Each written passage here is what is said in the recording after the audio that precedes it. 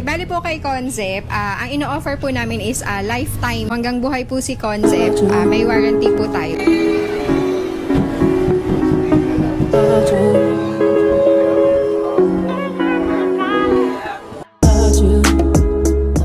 Four wheels gaming muna tayo ngayon mga lodi. Naglambing si Mrs. Nagpa-drive. Medyo napagod na siguro siya. Ilang araw na rin kasi siyang puyat mga lodi. Kukunin pa naman natin ngayon yung pinagawa nating boots. Parang tapos na yata natapos na ni Concept. Tatahiin na lang kahapon nung nakita natin. Ang ganda palang tingnan kapag pagka iisang side lang tayo. Ayan, dito puro four wheels. Tapos dito puro motor, di ba? Ang gandang tingnan mga lodi. Nakakatuwa. Ride safe. Hello, dito kayo, dali. Uwi ko kayo sa Batangas, sige. Panay pamalagahan. Yung dog ko, meron akong pitong puppy. How are you? Oh, box pa lang, premium na. Ano kaya nilalaman nito? Malaman natin. Tinenenenen. Wow. Oh, ito na yung gagamitin natin bukas. Dito tayong mga loading ngayon sa may Concept. Yan, papakita natin sa inyo kung paano ginagawa yung kanilang mga sapatos.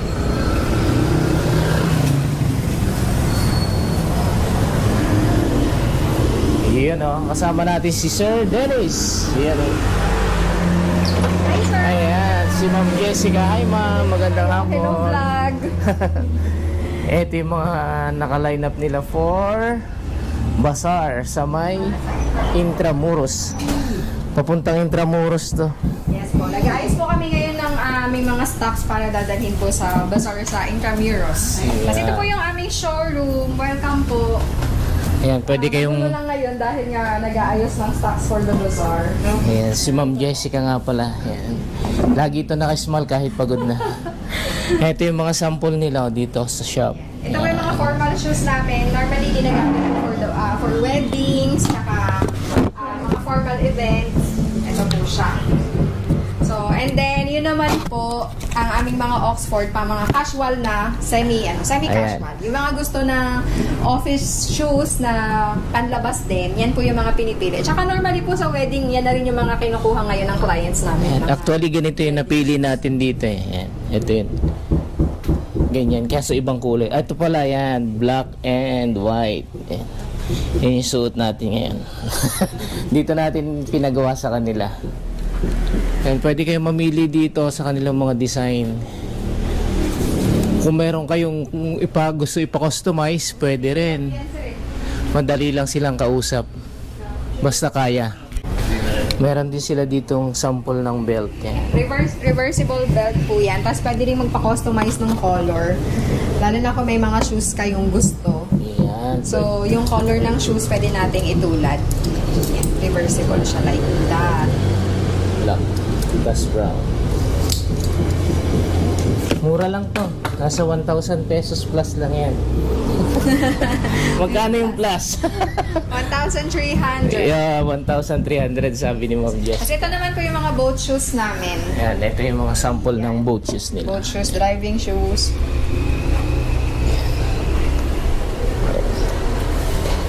And mga bags, sir. Ito, meron din sila ritong bags. Yan.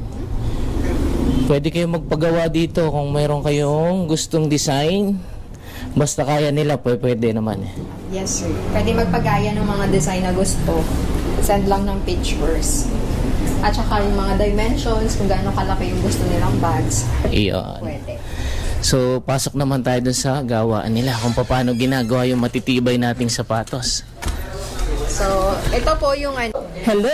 Meron silang alaga dito mga puppy. So, mga dogs na sila. malalaki na yung dogs nila rito. So, ito po ay bahay na ginawang gawaan, showroom, at saka, room na rin ng mga in-house namin na manggagawa. Hello po. Ay, kumakain pa si sir. Istorbo namin. Si tata yung gumagawa ng bags at saka belt. So ito ma'am, sample to ng bags na Ginagawa gagawin. pa lang ni tata yun. Wow, ito pinoprototype na. Opo. Ayan no. Ito po yung brand na nagpagawa. Ayun. Ang brand niya ay una, pwede palang rebrand sa kanila. Oo. Magbibigay na ng sample, yung design bag. Ano gusto nilang size, bigyan na nila sa akin. Apo. Ngayon, minsan may dala silang mga pag na sample, mas mabilis yun. Kasi Okay. actual yun eh, pero yung drawing lang, hindi mo alam yung internal, saka yung ano, mas mahirap. Pagka ganito tayo na gano'ng katagal siya ginagawa? Ito, ano yan, siguro, sa maghapon, tapos yan. Kaya pa lang gawin daw Oo, maghapon. sandali, Basta meron ng design Oo. na makokopya. Kasi, ano eh, yung padron kasama na sa gagawin ko. Gagawin ko muna yung pattern, tapos kakatain ko yung ano, yun, dire-diretso ng ano na yan. Pangalan ni tatay? Ako, Toti. Si Sir Toti. Si Tatay Toti. Yan, siya yung in charge sa bag. Thank you tayo. Naistorbo ko yung pagkain niya. Eto, may nakabantay pa rin. Uy! Ang bait naman yung mga dogs si Sir. Ito po si Chad. Si? Nanalo siya sa sa design competition. Wow! Finalist. Finalist. Anong competition yon yung latest? FFBC. So, ito, siya yung nakipag-partner dito sa concept para ma-bring to life yung design niya. So, Congrats. Ito yan. magawa siya ng pattern. Yung design. Yan yung design niya na naging finalist siya. Galing naman, no? So, yun pala yung naging design ni Bossing nung masama siya sa finalist. Tatap si Bossing. Congrats. Susunod dapat, champion na, no? Congrats, kuya. Ito, dito naman tayo sa next. Ito po yung unang process ng paggawa ng sapatos. Ma'am, ano po ito? Anong section? Ito po yung unang process ng sapatos, yung upper making. So, Yun. dito po sila nagka-cut ng mga pattern. So, ito po yung mga pattern. Kinakat po nila yan sa balat. Dinodrawing nila at kinakat. Okay, so yung mga Tapos, sizes po ito, sizes. Opo, may mga sizes po yan. May mga iba't ibang parte po siya ng Yan, kung si ano Ma'am yung gagawin. ay, pangalan niya ni Ma'am? Mahirap po. Ate Si Ma'am Mayra. Mayra, yun. Siya yung in charge sa sa pagkakat. Tapos dito din po ginagawa yung pagbubutas. Ito po katulad po nito. Ay, mga design, ano Ma'am? Yes po. Ayun, Yung ito. mga Oxford po kasi natin normally may mga siya butas. So ayan. Ito yung mga kung may mga design. So ganyan po siya ginagawa. Talagang pulidong-pulido. Oh. Kitang-kita niya naman yung bilang. Halos magkakapareho. Ganda. So ano po yan, depende yan sa galing nung nagbubutas. Mapapansin nyo po sa mga sa mga sapatos nyo na may butas kung yung pagkakabutas nila is pantay-pantay yung Meron po kasi minsan dahil butas-butas na hindi na halata, scattered na siya, hindi napapansin na hindi maganda yung pagkakaroon. Pero pagka po nandito na kayo sa gawaan, mapapansin nyo Makikita na kagad kapag eksperto ka na. No? Opo. Si nanay ay pangalan po niya? Palayaw na lang si Day. Yan, si Day. Ilang taon na kayo ma'am nagagawa ng ganyan? Yan nakatagal? 80s pa po. 80s pa? So matagal-tagal na. So mga 20. May 40 years na ano po? Opo. Ito naman yung pinagdidikit. Para maging buong ganito. Kaya para maging ganito yung design. Thank you po. Sige po. For Sa, more than 40 years, expert na si ma'am. ito po. Akala ko pag nasa gawaan ng sapatos, ma'am, amoy na amoy yung rugby. Hindi pala, no? Dito po kasi sa taas, ventilated yung room. Pero sa Bag baba open. po, Open kasi maamoy siya. po talaga yung rugby sa baba. Kasi doon sa baba, kulang kami sa ventilation. Yun pa yung Okay. i-workout na Hindi, kahit doon sa baba, hindi masyadong amoy doon eh. talaga po. Dito, Yung akala first ko time pag po dito. kasi dito, amoy na amoy ko. Ayun, no? So, ayan. Ito po siya kapag ka buo. Una, ito yung Yan. una.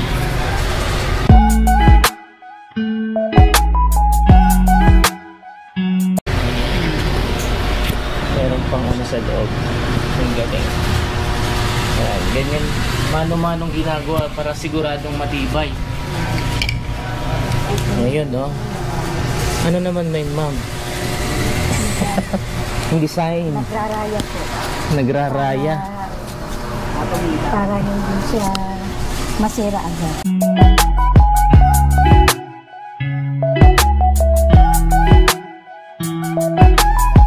Ayun. Tapos ito po, nakababad yung raya. Para Hindi yung raya, pampadikit. Pampatibay. Pampatibay po yun. Ayun pala yun, ganun. Tapos si ma'am naman, nagdidikit din, rugby. Dila. O, di ba?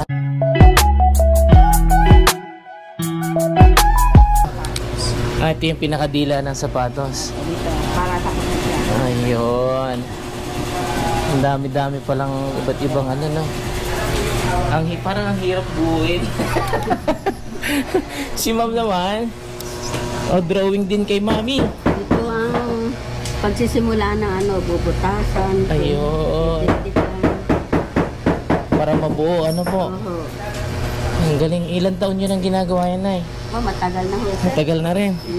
May 40 years na rin siguro, ano po? Wala pa naman ho. Wala pa. Grabe, oh. Napaka...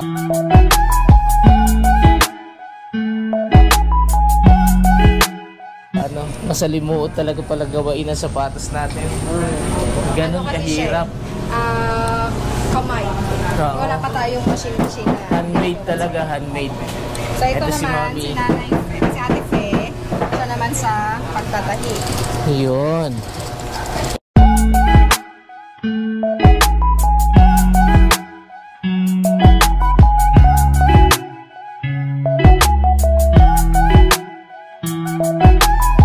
Ito lang talaga yung makinang ginagamit, pantahe.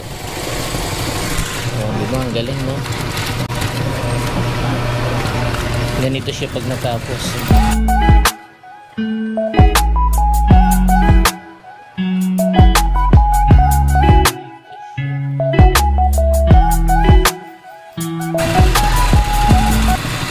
Ganun, kasulido. Kaya parehas yung sukat ng tahi.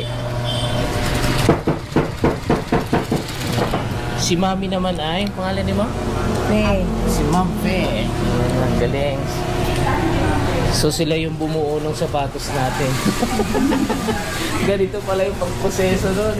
Yes, tapos po, dun sa baba po yung pagkatapos na siya. Ayan, bababa na ulit kami ni Ma'am Jessica. Tingnan natin yung mga susunod. Ito yung mga leather nila, ano pinagtabasan. Yan. Dami. Diba? Ngayon, nasurog yung tindahan namin. Paano ito, Ma'am? Nabibenta pa itong mga scrap na yon? Mga scrap. Hindi na, wala na talaga. So, baka pwedeng gawin pa pala yung sa ano, di ba yung sa tirador? Di ba yung gano'n? Lagayan ng bala. Ito leather yun. Oo nga po. Gagawa na din kami ng tirador. Naisipan natin yun kasi laking probinsya tayo. Mahilig magtirador.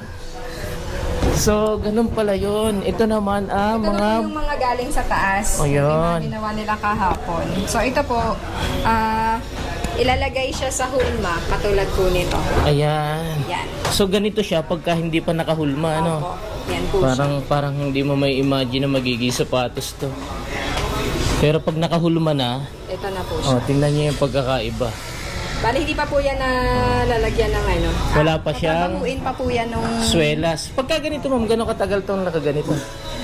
kasi po tinutulog pa nila sa hulma yung sapatos para mabanat yung... Gano'ng katagal ang tulog Ilang niya? days, Kuya Aki, pagka hinuhulma nyo yung sapatos? Isang araw. Isang araw pala nakaganito sa hulmahan. Para yung banat na banat yung Di ba binibilib nyo sapatos. pa to? Binibilid pa po ito sa araw. Opo. Para hindi na bumalik. Ganun pala yun. Wala pa tong swelas. Ay, galing. Hindi pala talaga madaling gawain ng sapatos. Kaya wag na tayong tatawad. Eto si Tato. Ayan, sample ng ano. Ayan. Si Tatay Aki.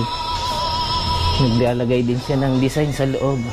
Ayan, siya katulad yan ng sapatos. Oo nga, yan. Ganito yung sapatos natin. Yan, daming pakong bakyaban. Tawag dito tayo. Yan o. Di ba? Ang dami. Yun, dito. Yan po, lahat po sila isa pa tayo. Ganun na. Yung isa. Pang-apat si Kuya Randy na nasa labas. Ayun. Talagang... Binabanat pa po siya, mano-mano din. Ba't tinatanggal mo ulit, Kuya? Para pag-usilasan. Ayun. Kaya tanggal mo talaga ito kasi ano eh. Ipinoporma lang muna. Oo. Pag hindi mo tatanggalin yun, hindi na nabulot sa ulma. Yung pala yun, nakapako pala yun doon sa hulma. Tapos pagka nahulma na po, tatanggalin na ulit. Oo. Tapos Para nakastretch na talaga. Ganun pala Para yun. mabanat Ito yun, yung balat. Yan o. Nakapako pala sa hulma. Nakala ko nakasuot lang yung hulma. Inilalagay na ni Kuya sa plate.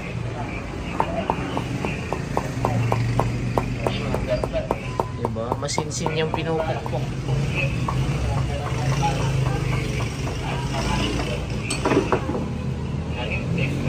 Ayos. Thank you, Kuya. Next project. Yung sapatos na yung maganda yung design nito mga to. Finishings. Ito ganda oh. Boots po yan. Chupa boots. Susunod yan ang bibili natin. Tapos after po dyan, pag naswelasan na nila tatay, dito na po dadalhin sa finishing. Dito naman Yun, po, si ate pala yung malupit eh, no? Pang finishing si ate. ang ginagawa naman po dito, lalagyan ng insole. Insole. So po yung ganito, nasa loob. yung pangalan yan. Yan. Yan. Tapos, Yung insole nandun sa kanina sa labas, no? ginagawa sa labas. Ginagawa din kanina sa labas. Ito po, at tulad niya to, insole po ito. Yan. Dito po yung kinakabit sa finishing, yung mga insoles. Ayan. Tapos pinapakintab nililinis. na ni ate. Opo. Kasi po, pag bagong ano yan, marami pa siyang kalat na dikit. Nililinis po yun. Tapos, isa-shine. Tapos dito rin po, So, yun. syempre, titignan yung mga mali. Kung ano yung Sa isang araw, nakakailang sapatos. nakakailang average ka sa isang araw. Sanbawa, sa ganitong design, nakakailang gawa. Okay. Sa kasapatero. Depende pa rin. Sa ngayon, nakakailang ka na ito? Hati po kasi namin marami rin. Ito mga gawa na nila, oh. 12 pieces po sa Nakaka-12 na sila ngayon pa lang. Plus ito pa, 16. Ang dami Tapos na. na po yan. Ang galing. Babrasin na lang din ito at saka lalagyan ng insole. Insole. Mamaya papakita natin sa inyo yung kung ano yung itsura ng insole. Alam ko sa labas ginagawa yan eh. Sa labas kinakat. Ayan, si ate. Okay yan. May in-order din tayong ganito eh sa kanila. Brown. Ito yung sample o yung insole. Mamaya pakita ko sa inyo yung nakadikit pa lang dun sa labas. Kuya, ginagawa mo? Pareho po sa amin. Naman pa ginagawa. 10 minutes bago idikit. So 10 minutes daw muna bago idikit para mas matibay. Ito yung sample nung kapag ka nabuo na ni Kuya. Yung insole kanina, mga lodi ay ito yung sinasabi kanina ni Ma'am Jessica na insole. Malambot siya, malambot. Si Kuya yung in charge dyan.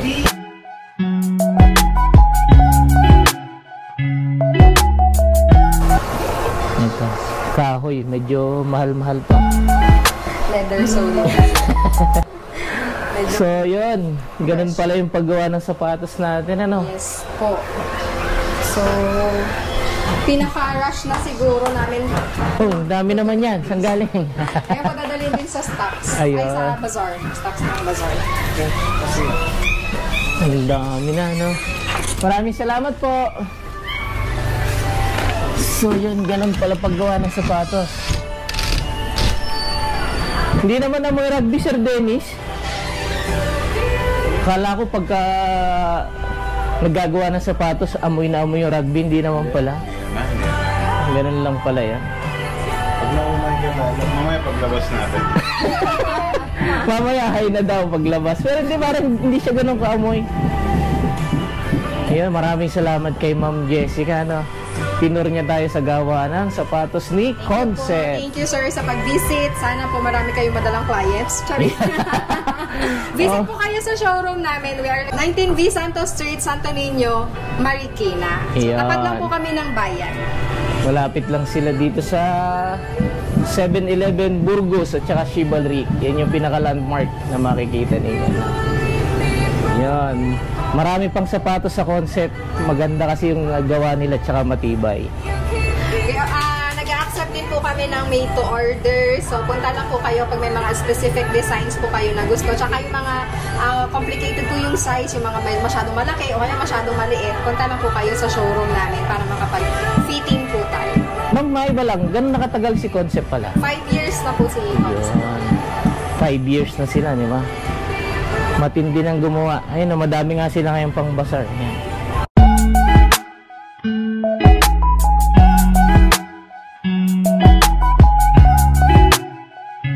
Meron lang tayong tanong kay Ma'am Jessica, no? Kung paano sa warranty ng mga sapatos. Kasi iba, alam ko walang warranty, pero dito kay Concept meron. Ma'am Jessica. So, bali po kay Concept, ang ino-offer po namin is a lifetime service warranty. So, hanggang buhay po si Concept, may warranty po tayo. So, ang cover po ng warranty is the services. Free po. So, kapag po halimbawa, yung swelas is pudpud na, pwede po natin siyang i-resole. Tapos, free na po yung labor nun. Yung materials lang po talaga na ginamit. Yun lang yung babayaran natin. So, ganun din po dito. Tapos, pwede po may option po si client na mag-change ng color, ng available color dito sa shop. Pwede rin po siya mag-change ng sole. Like, for example, ganito naman yung gusto niyang swelas. Pwede rin po yun. So, ganun po yung mga ino-offer naming option kay client. And free po ang services. So, kahit po ang papabago natin is insole or may napunit na part, ipapatahi, ganon. Ginagawa po namin yon. Nag-a-accept din po kami ng repair from other brands. Kung magpapa-repair po sa amin, basta po kaya namin. Ginagawa po namin. Ayun. So, ganun kabait si Concept sa kanilang mga customer, no? Kaya tayo, marami nang nabili dito eh. Saan ka ba naman nakakita sapatos mayroong warranty? Di ba sa iba wala. Bumili ka, wala na pag na-damage mo. At least dito, talagang kampante ka na pwede palang ipa-repair. Kahit po ito, magaan siya. Ito kasi malaki masyado. Size 11. Kala mo mabigat, pero hindi. So ano pang hinihintay nyo mga Lodi? Punta na kayo dito sa Concept, located sa Marikina. Open po kami ng 8 a.m. to 8 p.m. Monday to Sundays. Wala pong pahinga. Grabe. Monday to Sunday. Including the holidays, ma'am? Including holidays po. Maraming salamat po. Sana itangkiligin niyo yung ating produkto, no? Support local.